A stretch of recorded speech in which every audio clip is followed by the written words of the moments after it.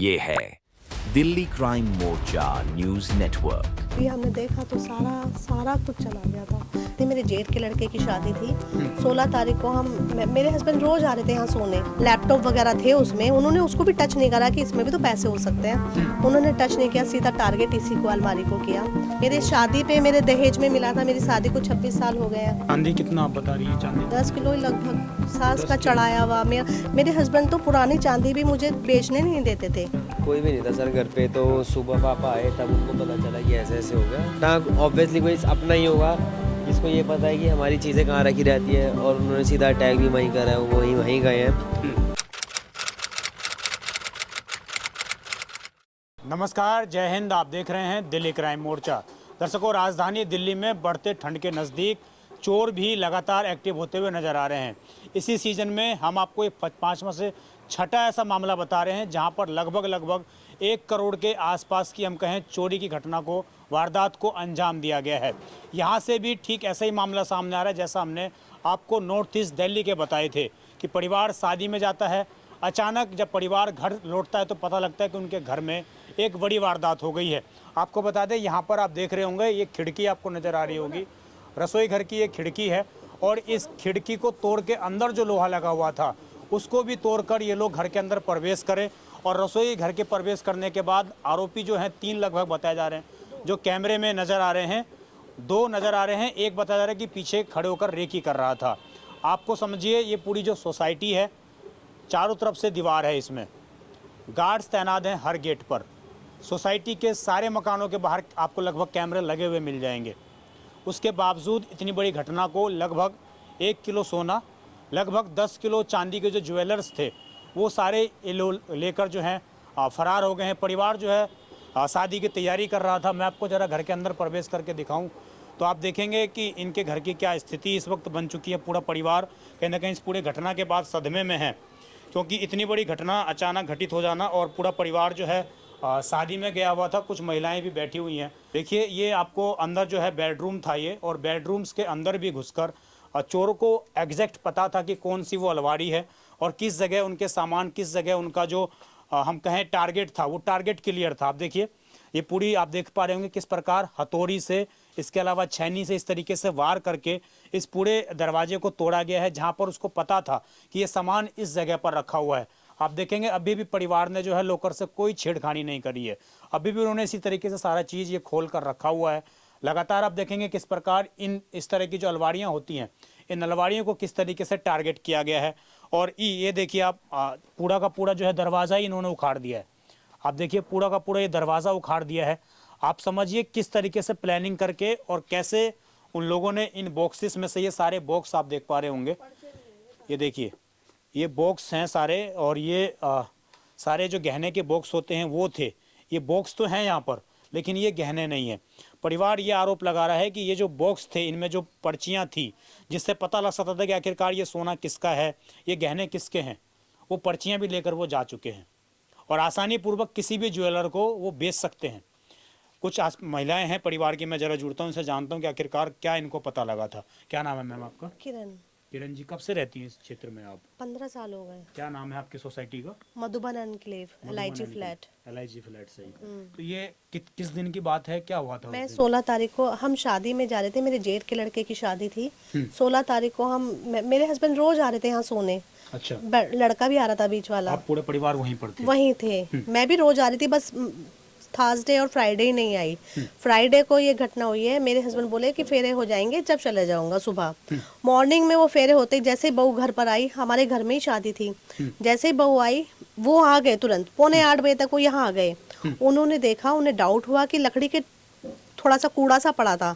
उन्होंने देखा, मैं तो ताला एज इट इज लग रहा था बाहर से, गेट में कोई छेड़खानी नो। उन्होंने देखा बिल्कुल एज इट इज लग रहा था। उन्होंने खोल के देखा खिड़की को, डाउट हुआ तो देखा तो पूरी ग्रिल खिड़की की गायब थी। वहाँ उन्होंने, चोरों ने वहाँ सामने रखा उस ग्रिल को, और फिर इसी एंट्री करते हुए सीधा टारगेट, उन्होंने बाहर मेरे पर्स रखा हुआ था, लैपटॉप वगैरह थे उसमें, उन्होंने उसको भी टच नहीं करा कि इसमें भी तो पैसे हो सकते हैं। उन्होंने टच नहीं किया, सीधा टारगेट इसी को, अलमारी को किया, और सब निकाल के ले गए। फिर जब हम आए, मेरे हस्बैंड को पता चला, उन्होंने देखा सारा सारा सामान निकला पड़ा था। बराबर में गए, शौक हुआ, तब उन्होंने थोड़ा सा संभाला मेरे हस्बैंड को, पड़ोसियों ने तो थोड़ा फिर बुलाया हमें भी, हमने देखा तो सारा सारा कुछ चला गया था। एज इट मेरे कान के एक चीज़ भी उन्होंने, पुरानी चांदी तक नहीं छोड़ी, एक छल्ला तक नहीं छोड़ा, सब ले गए। तो सारा आप लोगों का जो कैश था, कैश भी कितने ले गए हैं? लगभग 5-6 लाख था। मेरी बेटी ट्यूशन पढ़ाती है, मैं, हमारा छोटा सा, मैं भी काम करती थी, ये सूट वूट वगैरह बेचती थी, थोड़ा मेरा ही जुड़ा हुआ था और बेटी का जुड़ा हुआ था। हस्बैंड का कैश नहीं था, वो सिर्फ सोने पे इन्वेस्ट करते थे, बस तो इतना ये ही। गोल्ड कितना आप लोगों ने अभी खरीदा था हाल नहीं फिलहाल में? नहीं नहीं, मेरे शादी पे मेरे दहेज में मिला था। मेरी शादी को 26 साल हो गए हैं। शादी को मेरे मायके से मेरे को 30 तोला सोना चढ़ा था। मेरे ससुराल में मेरी सास बहुत पैसे वाली थी, इनका चढ़ाया हुआ था, कुछ इनको भी बनवाने, अभी जस्ट दीवार ऐसे ही बस जोड़ जोड़ के थोड़ा तिनका तिनका करके जोड़ा था सारा, कि बच्चे बड़े हो रहे हैं, बच्चों की शादी करवाऊंगी, लड़की की शादी करनी थी बस 1-2 साल में ही, थोड़ा थोड़ा करके जोड़ रहे थे। ये कितना लगभग आप गोल्ड बता रही हैं? आपने बताया 1 किलो के आसपास। लगभग, हाँ लगभग। तो आजकल अगर हम गोल्ड के रेट के हिसाब से लगाएं तो गोल्ड ही गोल्ड 1-1.5 करोड़ का बैठ जाता है आप लोगों का। तो जब तो इतना में नहीं बनाता, अब तो लगभग इतने का ही होगा। जब तो सस्ता ही था, हमारे टाइम पे तो 10-11-12 हज़ार रुपए तोला सोना था। और ये चांदी कितना आप बता रही हैं? चांदी 10 किलो ही लगभग, सास 10 का किलो? चढ़ाया हुआ। मेरे हस्बैंड तो पुरानी चांदी भी मुझे बेचने नहीं देते थे, कहते थे नया ले लो, उसकी बेच के बच्चों के काम आएगा। 3 बच्चे हैं मेरे, तीनों बच्चों के काम आएगा। थोड़ा थोड़ा थोड़ा करके बड़ा तिनका तिनका करके जोड़ा था, अपना मन मार मार के बच्चों के कि लिए। आपकी जो सास है उनका भी गहना इसी हाँ, जगह? इसी में था मेरी सास का। अभी मेरी, तक पुलिस ने क्या कार्रवाई की है, क्या बताया है आपको? वो कह रहे हैं कि आपको आश्वासन तो हमें यही दे रहे हैं कि भाई आपका हो फूल मिल जाएगा, हम्म, हम कार्रवाई आप कर रहे हैं। उम्मीद बता रहे हैं आपको? जता हाँ जी, रहे पूरी पूरी उम्मीद बता हैं। रहे हैं। क्या नाम है आपका? मेरा नाम मयंक है। आप उस दिन थे यहाँ पे घर पे? कोई भी नहीं था सर घर पे, तो सुबह पापा आए तब उनको पता चला कि ऐसे ऐसे हो गया, तो हमें पता चला, फिर हम चांदनी चौक से आए। तो यहाँ पर कैमरा आपने लगा नहीं रखा है या कहीं आसपास भी? नहीं, कैमरा तो देखो हमारे पड़ोसी में लगा रखा है, हमारा उनका एक ही बात है, यहाँ पे भी लग रखा है, तो कैमरे का फुटेज तो आ गया, कैमरे का तो नहीं है, हमने पहले लगाया हुआ था बट हटा दिया था। कैसे नजर आ रहे हैं? मास्क लगाए हुए नजर आ रहे हैं? पूरे मास्क लगाए हुए नजर आ रहे हैं। मास्क लगा रखा है। कैमरा आपने कब हटाया था? कितने दिन हुए इसको हटाए हुए? वो तो बहुत पहले लगवाया था हमने, फिर हमने हटवा दिया था वो। हाँ, आपको किसी अपने पर शक है या ऐसा लग रहा है कि जानबूझकर टारगेट किया गया पूरा? देखो सर, ऐसे तो अभी हम किसी को नहीं बता सकते, ना किसी का नाम ले सकते, बट हाँ ऑब्वियसली कोई अपना ही होगा जिसको ये पता है कि हमारी चीज़ें कहाँ रखी रहती है, और उन्होंने सीधा अटैक भी वहीं करा है, वो वहीं गए हैं, तो हो सकता है कोई अपना हो। बाकी देखते हैं, पुलिस अपनी कार्रवाई कर रही है।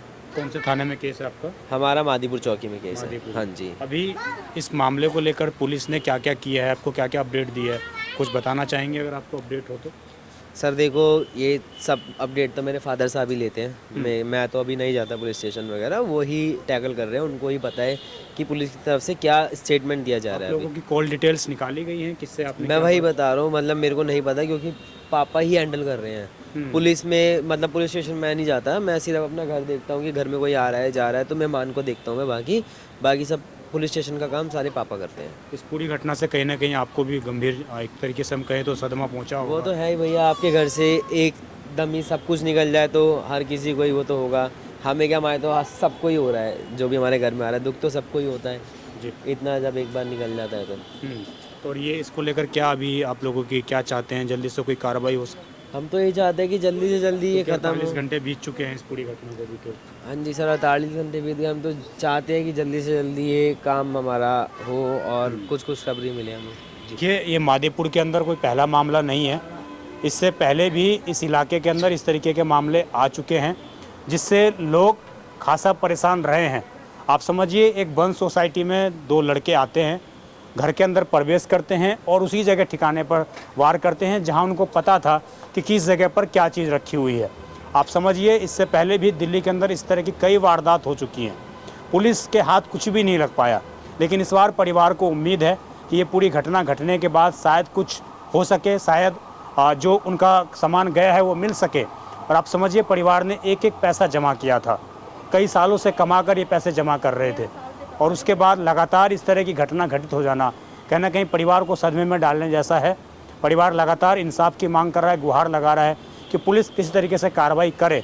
हर रोज़ इनको पुलिस स्टेशन में बुलाया जाता है, इनको नई नई चीज़ें बताई जाती हैं, लेकिन कार्रवाई के नाम पर अभी भी शून्य बटा जीरो है, कुछ भी नज़र होता हुआ नज़र नहीं आ रहा है। ना ही किसी को गिरफ्तार किया गया, ना ही किसी को हिरासत में लिया गया। देखना होगा दिल्ली पुलिस आने वाले समय में क्या कुछ कार्रवाई करती है और क्या इनके सामान को रिकवर कर पाती है, क्योंकि वो बिल्स भी लेकर जा चुका है। तो आप समझिए सारी चीज़ों की इनके पास डॉक्यूमेंट्स थे।